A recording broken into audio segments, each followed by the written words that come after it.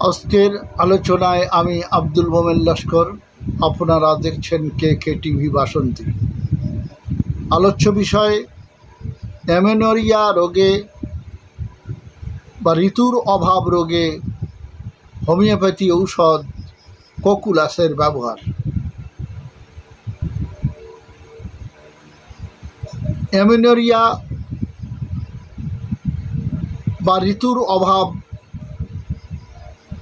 স্বাভাবিকভাবেই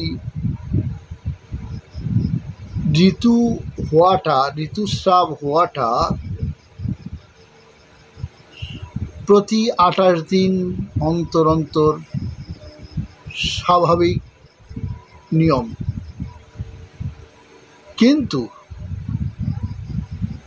সেটা যখন আটকে যায়, যথারীতি হয় না, তার অনেকগুলো কারণ বর্ণনা এর আগেও দিয়েছি। আজকের সংক্ষিপ্ত কথা হলো এটাই, প্রচ্ছন্নভাবেই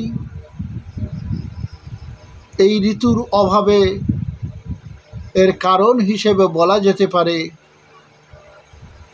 যে সমস্ত কারণ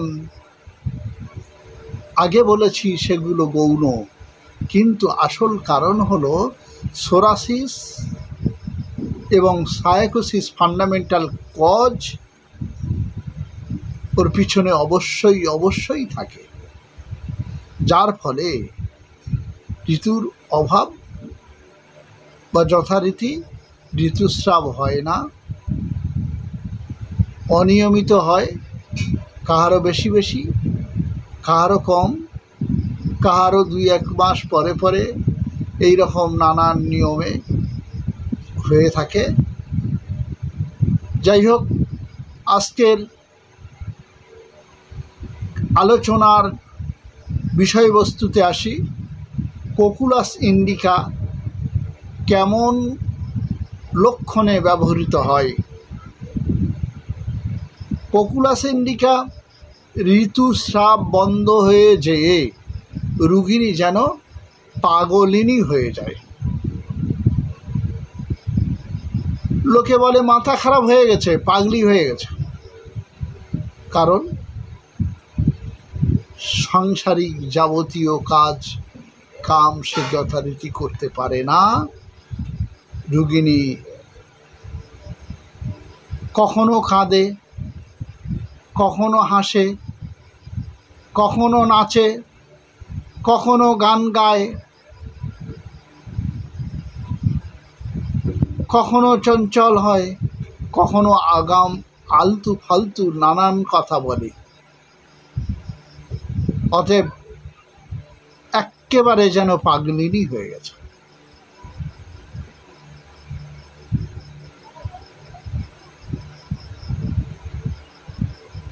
এই ক্ষেত্রেই কোকুলাস ইন্ডিকা ব্যবহার হয়ে থাকে।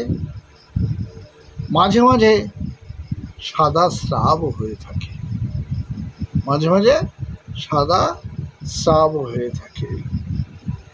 আর যতই স্রাব হয় ততই দুর্বল হয়ে যায়, দুর্বল থেকে দুর্বলতর অবস্থা আসে, মানে একেবারে ক্ষীণ ও কায় হয়ে যায়, ক্লান্তি এসে যায়, রোগী যথারীতি কোনো কাজ তার দ্বারাই সম্ভব হয় না। আজকের কোকুলাস ইন্ডিকার ব্যবহার বা প্রয়োগ লক্ষণ বলে দিলাম।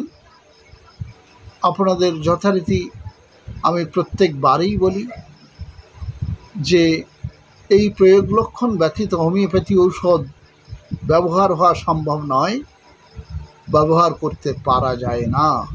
তাই প্রয়োগ লক্ষণগুলো এমনভাবেই ভালোভাবে সুন্দর করে হৃদয়ঙ্গম করার চেষ্টা করুন, যাতে আপনিও প্রয়োগ করতে পারেন কোকুলাস ইন্ডিকা যথাসময়ে। ভালো থাকুন, সুস্থ থাকুন, সাবস্ক্রাইব করুন, লাইক ও কমেন্ট করে অনুভূতি জানান। আজ এ পর্যন্ত, ধন্যবাদ আপনাদের।